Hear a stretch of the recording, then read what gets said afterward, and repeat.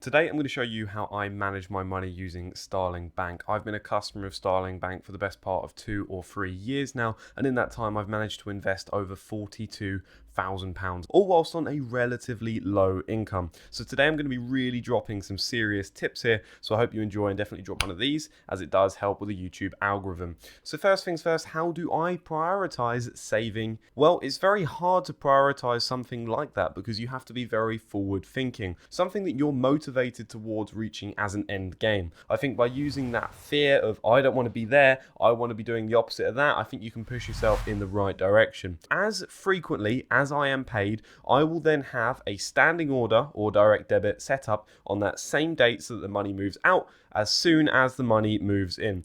So all of that money is automatically moved the moment I'm paid. This is now distinguishable in different pots. And the brilliant part about Starling is that you can actually have direct debits or bills paid directly from the pots. So it might be a case of, okay, I need to pay rent of X amount per week. Well, I can transfer that money into a pot in a month, and every single week it will just send out 35 quid or whatsoever. When I've accounted for all of the bills and I've put them away into these separate pots, these spaces are a fantastic tool because the money is leaving the pots to pay for said bill, and I don't even have to worry about it. I just know that the money's going out and the money's going in. Even if I have a bill that's, say, an annual bill. So for instance, my motorcycle insurance is coming up in July. So I've had to accrue every single month for the last 12 months to build up enough money so I've now got a savings pot with that amount of money in. If you can see here on the screen, you'll see that I've got my motorcycle savings pot. It's got £568 in it. Divided the annual bill by the amount of months and the amount of times I'm going to be paid in that year. So the money has automatically been put away. Once I've managed and automatically transferred out all of my bills, what will happen is you'll get that balance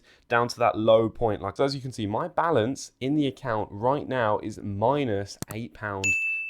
Why am I watching a video going on how this person manages their money if they're on like negative numbers? Now do be very careful in this situation. It says I'm in my overdraft here, but I do not incur any interest. And this is more of a psychological aspect. So in my account, if I've got minus £8.99 sat in my main balance, I've now gone, well, this is how much discretionary income I have available. In fact, I'm in a deficit for this month. So therefore, I'm less likely to spend on things I don't need to impress people I don't care about.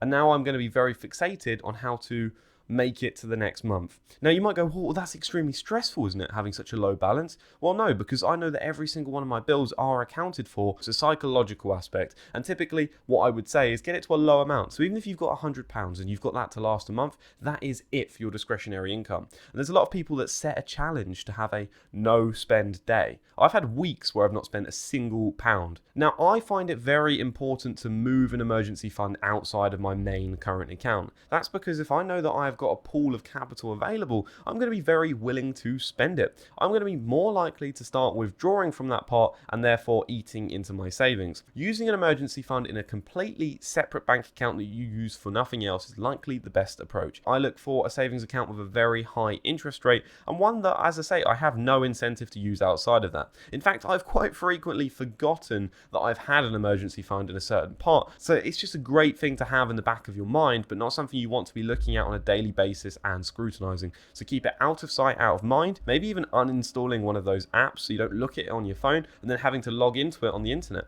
Perhaps in a pinch, that's exactly what you'll need to do. Now, how do I budget for key aspects of my life, considering my living situation and future plans? I'm going to need this money in this period of time. Therefore, I allocate that into my total budget. If I need £500 in 6 months, I'm going to save, let's say, £85 per month. Over that 6-month period, I've then saved up enough money so that I have it available.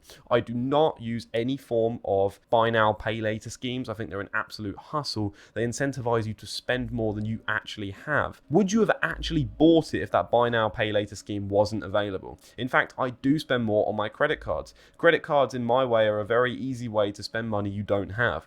Because if you're only spending via a debit card, you'll see the balance in your bank account. This is how much I have to spend. I can only spend £100 in this month. However, with a credit card, it's slightly different. You can spend money on there, but your balance in your bank account is not decreasing. Therefore, it's very easy to spend money that you don't have. I have money and I have the complete balance of these credit cards available in the space so that the direct debit will just take the money out and it'll automatically take it from there. So every single time I might spend £16 down the pub, that £16 is now moved from my main bank account balance with Starling in that current account, the first thing you see, and that £16 is now moved immediately into, let's say, my Barclay card accrual. That way I can stop myself from being easily manipulated into purchasing things I don't need or trying to impress friends by buying around, because quite frankly I simply don't have the money in that situation and therefore I can save from it.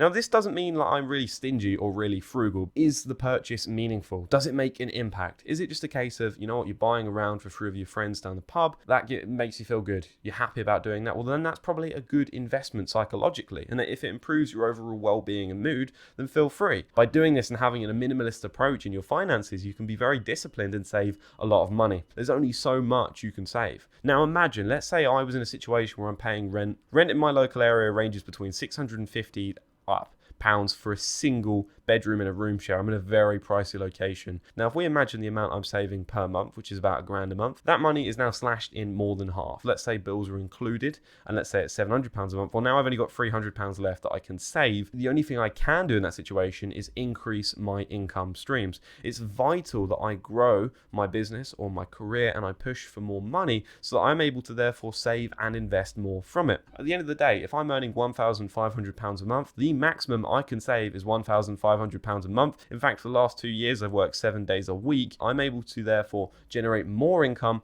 and thus save more overall. So whilst I have a relatively low income, which is about £24,000, I'm able to have saved £42,000 in the last 3 years. If I think about 3 years ago, I was on an income of about £13,000 or £14,000. So it really adds some perspective here. Now you might say, oh, you might have your own YouTube channel where you earn money on advertisements, and hey, look, you're making a bit of extra income. A very critical point here, and the reason why I've been able to achieve this is that I've taken on absolutely zero debt. And I was tempted to take on some debt to invest in the stock market. This is ridiculously risky. I never actually did this, and I'm glad I didn't in hindsight, because I would have likely lost more than what I'd invested there, and it wouldn't have been a good idea. If I was in a position where I did have debt, I'd be prioritizing building an emergency fund and then paying off those debts so that I'm in a good, healthy financial position going forward. At the end of the day, you can't work miracles by removing the debt, starting with the highest interest rate first. I think that is the most optimal strategy. Although psychologically, it might be easier for someone to go for the smaller values first. I should also note that I max out all employer benefits. So some people might be going, okay, well, if you're going to be saving extra money, you're probably not contributing much to a pension, you're probably not contributing to a share scheme. In fact, I max out my pension contributions for the max employer contribution match, and I leave it at that. By maximizing the employee benefits, over the longer term, I'll reap the reward. So by sacrificing a small amount of money before tax, at the moment, I can benefit in the longer term future. Although obviously I have some advantages in my place. As I said, I have got low overheads overall. At the end of the day, I don't have to worry about a lot of the bills available in my life, and therefore I can maximize that opportunity. So if you're in my shoes, or even at a younger age where you're in a better position than I am, you have absolutely no excuses on why you can't achieve this. But if I start at the top of a very, very big hill, this snowball can become a huge or much larger size over a longer period of time. Thank you for watching. Have a fantastic day.